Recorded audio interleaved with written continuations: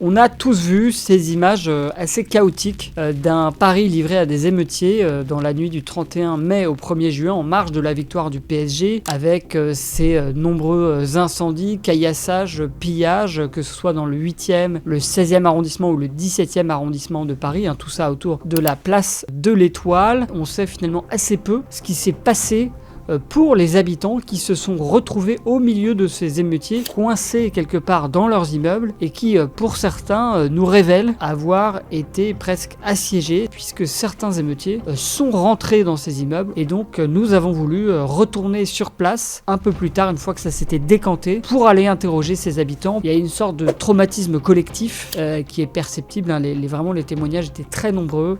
Chaque personne que nous allions voir en général avait, quand elle était là cette nuit-là évidemment, nous a dit mais moi j'ai vécu ça et allez voir un peu plus loin, il s'est passé ça et ainsi de suite. C'est comme ça qu'on a recueilli tous ces témoignages. Alors on s'est intéressé finalement à deux quartiers qui ont été principalement touchés par ces émeutes. C'est le quartier de la place Galliera qui se trouve entre la place du Trocadéro et la place de l'Étoile, en plein cœur du 16e arrondissement, un quartier assez chic, et un autre quartier lui aussi habituellement très tranquille qui est le 17e arrondissement et plus exactement aux environs de la place des Ternes et de la rue des Acacias qui elle aussi a été particulièrement touchée par les émeutes. On l'a vu entrer, forcer la porte d'entrée, il s'est pris sur ma porte et sur la deuxième porte qui donne accès au 12e hall pour aller dans les étages. Donc on est descendu tous les trois, paniqués, donc on est descendu tous les trois et comme j'ai la porte sortie de secours, on s'est réfugié à la cave. Voilà. Ça durait au moins 12 heures et demie. D'accord. Et vous aviez pris une arme ou quelque chose pour vous défendre au cas où? Comment ça s'est passé? Non, franchement, on était dans le... On n'arrivait pas à réfléchir qu'est-ce qu'on va prendre, qu'est-ce qu'on va pas prendre. C'était juste que pour sauver la petite, on s'est dit on se va réfugier. S'ils entrent, ils saccagent l'appartement, ils saccagent. S'ils cassent, ils cassent. Mais nous, on se protège pour la petite parce qu'elle était complètement paniquée. Elle n'arrivait pas à dormir.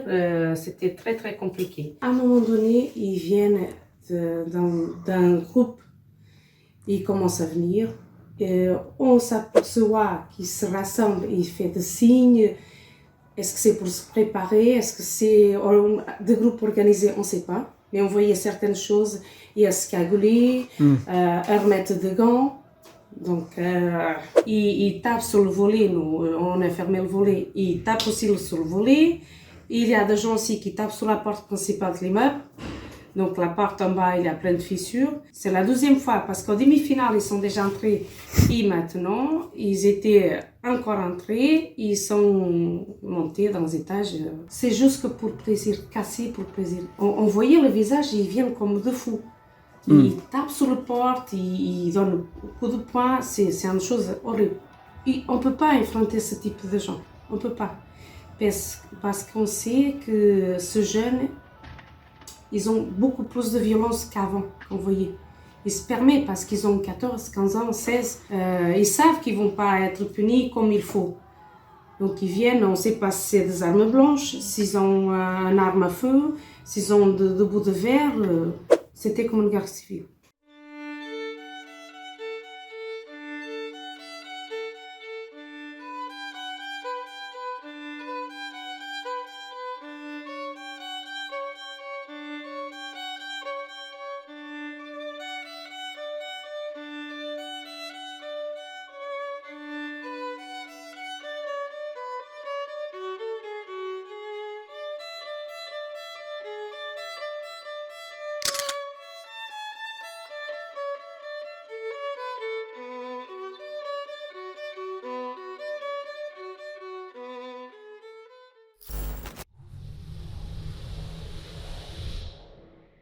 Dans le 16e arrondissement, j'habite au 3e étage de mon immeuble et j'étais là toute la soirée, donc j'ai regardé le foot de chez moi. Donc au début il y avait des supporters totalement convenables et au fur et à mesure de la soirée il y avait de plus en plus de gens qui venaient. On a commencé à voir des gens arriver avec des battes de baseball. On a eu quelques feux, quelques incendies. On a été gazés plusieurs fois, c'est pas de leur faute mais ils ont balancé le gaz et du coup c'est rentré chez nous. Donc par exemple on a une jeune femme qui était à vélo, qui était bousculée par les émeutiers, je sais pas, des voitures cassées. Ils cassaient la voiture qu'ils pouvaient voir à chaque fois, ils se bousculaient entre eux, ils allumaient tous les feux possibles, ils prenaient toutes les poubelles pour faire des barrages sur les routes. Et en fait, on voyait les gens bouger de rue en fonction où étaient les policiers. Donc quand les policiers arrivaient, on les voyait tous courir d'un coup. Il y a un moment où les gens ont reçu de l'eau ou quelque chose sur eux et ils pensaient que c'était nous. On était juste à la fenêtre et du coup ils ont directement visé notre fenêtre. Et du coup on a reçu sur notre vitre, donc elle a résisté. On a directement reçu l'époque et après ça ils sont à peu près venus, je dirais une vingtaine, sur la grande porte principale de mon immeuble, à tout casser. Donc c'est une porte assez solide, donc ils ont réussi quand même à tout péter pour rentrer dans l'immeuble. Ensuite ils ont cassé la vitre qui rentre directement dans mon immeuble parce que c'est séparé en deux. Et ils ont cassé toutes les voitures. Et vous me disiez que vous étiez toute seule cette nuit-là dans votre appartement et que vous avez du coup... comment vous avez vécu ça? Racontez-moi un peu. Quand ils ont commencé un peu à s'exciter, moi mon premier réflexe c'est d'aller voir le voisin du dessus. Qui est un père de famille avec ses filles et j'ai cherché beaucoup de réconfort en fait, ce que je savais pas quoi faire, j'étais complètement paniquée, j'ai tellement été stressée, j'ai tellement eu peur que du coup j'ai pris un couteau directement en descendant au cas où quelqu'un venait, parce qu'on s'est fait insulter dans la rue d'ailleurs en descendant en bas de l'immeuble, les gens qui disaient vous avez peur, bande de ta. Et du coup tout le reste de la nuit, je me suis couchée vers 4h du matin à peu près, j'étais dans une baie vitrée que j'ai chez moi à vérifier que les gens ne rentrent pas. J'ai appelé les policiers 2 fois, donc ça c'est pas de leur faute mais ils n'ont jamais répondu. Okay. Et au moment où ça s'est vraiment excité, donc moi ma porte était déjà cassée, les policiers sont arrivés dans la rue, donc pas pour nous hein, mais dans la rue, et en fait ils sont repartis. Parce qu'il y avait tellement de monde, c'est pas de leur faute hein, mais il y avait tellement de monde qu'ils ont dû repartir et ils sont revenus je dirais 10 minutes après avec la BAC. Mais en fait en 10 minutes, nous on a l'impression qu'il y a 3 heures qui se passent. C'était un état juste de stress constant. Encore là j'ai encore du mal un peu à endormir, même à en parler. Après je pense pas que l'objectif était de venir cambrioler, parce que je pense que sinon ils auraient pu le faire. Je pense que c'est vraiment de casser, de voir que les gens ont peur. Donc nous on est en état de stress. Et j'avais ma cousine avec moi qui est venue me voir à la fin et qui essayait de garder son sang-froid et qui m'a dit Louise, je suis tétanisée. En fait il y avait des gens dans la cour qui rentraient, les gens en bas étaient là à balancer des choses sur les gens. Moi, j'étais dans mon appartement, là, au rez-de-chaussée, ouais. Et j'entends un bruit énorme. J'ai pensé que c'était dans la rue, et en fait, ils sont en train de casser cette porte cochère. Ouais. Et après, ils ont cassé cette porte. Ouais. Vous avez vu? Et ils sont rentrés ici, ils ont cassé la vitre de cette voiture. Et il y a une voiture ici aussi, une petite voiture bleue. Ils ont cassé aussi cette voiture. J'ai parlé avec des voisins et il y a un appartement où ils sont rentrés dedans. Ils n'ont pas tenté, ils sont rentrés dedans. Je ne sais pas lequel c'est. Nous, on a été obligés de passer la nuit à l'hôtel à côté, là, l'hôtel Padam, parce que j'ai tellement peur qu'ils reviennent encore une fois et on sera incapable de se défendre. 2h15 du matin, donc on est allé voir le match chez les copains. Qui était plutôt vers la rue de Passy, à pied, on est revenu à pied, et c'est vrai qu'on voyait l'ambiance monter avec des gens qui sortaient du métro à Passy par vagues entières. On n'a vu aucune camionnette de flics, aucun motard, aucun flic, et je me disais, bon, c'est parce qu'ils imaginent que ça va être bon enfant, avec les mecs qui urinaient sur les voitures, et là on s'est dit, ok, l'ambiance n'est pas du tout la même qu'en 98, on va rentrer. On est remonté la rue Franklin, Trocadéro. Là au Trocadéro, on a eu du mal. Les motos, c'était tous réunis. L'ambiance était agressive. Moi, je me suis sentie très vite, à partir de 7h30 du soir, en fait, je me suis demandé ce que je faisais dans la rue. Et je me suis dit que j'aurais dû regarder le match chez moi. Voilà. À un moment donné, il y avait des parents à minuit qui étaient là avec une poussette et 2 enfants. En fait, ils couraient très vite pour repartir, reprendre leur voiture et partir. On s'est dit, de toute façon, il faut qu'on s'endorme, on ne va pas veiller toute la nuit. Et donc, on s'est endormi jusqu'à 2h et quelques du matin, où tout d'un coup, on a entendu vraiment 2 coups très forts. Bam, bam. Et là, on s'est dit, waouh, qu'est-ce qui se passe? On s'est levé, on est arrivé dans notre salon, et là, notre salon était orange. Orange, donc on s'est dit, feu. Et on voyait de la fumée, on a essayé d'ouvrir la fenêtre, et là effectivement on a tout de suite refermé car la fenêtre a envahi le salon en quelques secondes, et là on prend peur parce qu'on se dit qu'est-ce qui se passe, et donc là surtout mon mari m'a dit en bas il y a mon scooter, donc mon scooter est brûlé, est fini. Alors, il y avait en fait 2 scooters explosés et une voiture, et quand on a regardé, quand mon mari tentait de regarder et nous tentions de regarder, effectivement les pompiers sont très vite arrivés sur place, contactés, j'imagine, par d'autres voisins, et les pompiers essayaient de casser les vitres de la voiture pour éviter que le moteur explose. Ils ont essayé d'éteindre le feu, parce qu'il y avait quand même toute la terrasse du restaurant qui est en bas de chez nous, les 2 scooters qui étaient en feu, la voiture aussi. Alors ensuite, ils ont essayé ils ont, je pense, pété la porte d'entrée, ensuite, ou passé par le verre qui avait explosé avec le feu. Et ensuite, ils voulaient savoir s'il y avait des gens dans l'immeuble et comment sauver les gens qui devaient être là éventuellement. Et puis peut-être ils cherchaient quand même les mecs, je pense, vers les Champs-Élysées, on va dire ça, vers chez nous, vers le Palais Galliera. Là, effectivement, il y avait des mecs qui ont commencé à vouloir utiliser le tractopelle qui était présent là pour des travaux. Et ils ont trouvé les clés, ou pas les clés, où ils l'ont démarré. Et là, ils ont commencé à saccager un petit peu à droite et à gauche. Ils ont mis le bac à verre en plein milieu de la route. Voilà, ils ont saccagé gratuitement Les voitures. l'appareil.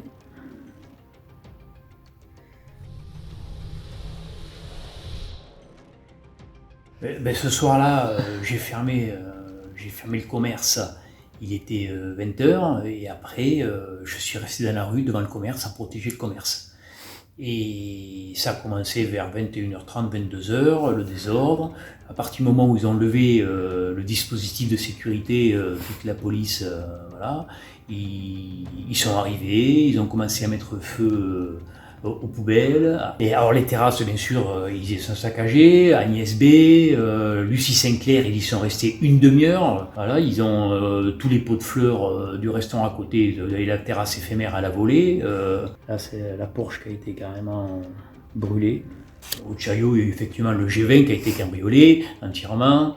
Tous les commerces qui n'étaient pas protégés ou qui avait quelque chose, qu'il n'y avait personne devant, tout a été détruit. Ils sont restés dans notre quartier, ils sont restés de 22h30 à 3h30 du matin, voilà, ils sont restés ici. Ça s'est calmé qu'à partir de 4h du matin. On n'a pas vu les forces de l'ordre pendant de 1h30 à 3h du matin, les forces de l'ordre pendant 1h30, on ne les a pas vues. Et c'est pour ça qu'ils ont pu faire tant de dégâts. Ils ont saccagé tout tranquillement, car ils ont mis plus d'une demi-heure pour trouver et conduire cet engin de chantier. Donc pendant 1h30, on n'a vu personne, on était livrés à nous-mêmes. On avait 6 touristes espagnols là, qui étaient là, ils étaient complètement effrayés, ils étaient en costume et les dames étaient en talons aiguilles, ils ne pouvaient pas rentrer à leur hôtel. Ils ne pouvaient pas rentrer à l'hôtel. 6 touristes qui étaient bloqués à se cacher dans les sas de porte et attendre qu'il y ait une accalmie pour aller à leur hôtel. Bon, les émeutiers, je pense pas qu'il y avait des supporters pris par l'ambiance, ils se sont mis à casser aussi, mais c'est surtout toute la grande banlieue, toute l'Afrique et tout le Maghreb, voilà. C'était uniquement que ça. Ouais, vous étiez le seul blanc dans le... Il y en a même, il a entendu, lui il doit voter Bardella, voilà. Donc je suis sans opinion politique, bon, voilà, on était stigmatisés, tout ça, on n'était pas en sécurité, c'était clair. Quoi. Le problème, c'est que chaque fois qu'il y a un événement, soit les Champs-Élysées ou au Trocadéro ou dans Paris, chaque fois ça casse. Voilà, c'est répétitif, c'est récurrent, une fois, 2 fois, 3 fois, 4 fois. Aujourd'hui, on ne peut plus travailler, quoi. Voilà. Non, c'est des personnes un peu désœuvrées, de banlieue. Ils ont laissé leur point de deal, et puis ils sont venus pour eux, c'est faire la fête, c'est tout casser. Voilà. Pour eux, c'est faire la fête, tout casser. Ils sont complètement déconnectés de la vie active. Ils sont pas dans le monde du travail. Ils sont là pour casser, pour faire la révolution, pour la haine du Parisien dans les beaux quartiers, la haine du nanti, la haine du travailleur. Ils sont rentrés, ils ont cassé mes portes, ils ont volé des colis, des choses qui étaient à ma fille comme trottinettes, rollers, des vêtements à elle de nouveau-né, je sais pas à quoi ça pouvait leur servir. Ils ont mis des coups dans les portes de la loge. On avait très peur que la porte elle lâche, honnêtement. Donc c'était beaucoup de monde et ils pouvaient faire ce qu'ils voulaient. Hein. Vraiment, ils pouvaient faire ce qu'ils voulaient, rentrer comme ils voulaient.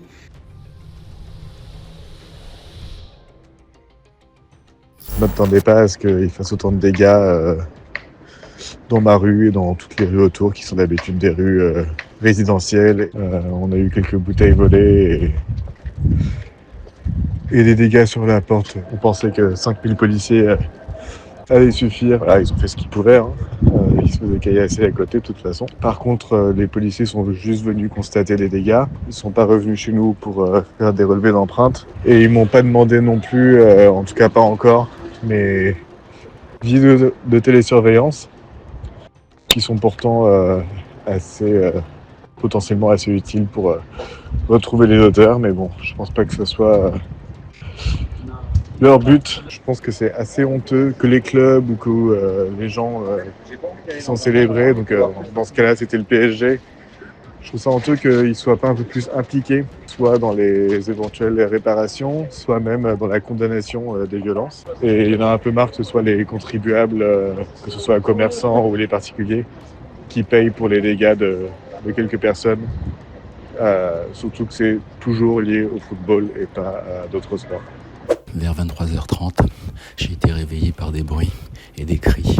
Je me suis rendu dans mon salon où j'ai constaté qu'il y avait des groupes de jeunes en train de fracturer le supermarché G20 en bas de mon immeuble. Personnellement, je suis resté réveillé parce que j'étais dans la crainte qu'ils mettent le feu dans le magasin comme ça a été le cas à d'autres endroits. À l'issue de quoi je suis retourné me coucher. Vers 2h30 du matin, j'ai été réveillé par un bruit énorme et en arrivant dans mon salon, j'ai constaté qu'il y avait un jeune en face dans la rue prêt à lancer un projectile. Quand il m'a vu, il s'est enfui et c'est là que j'ai vu que sur l'une de baies vitrées, il y avait un impact.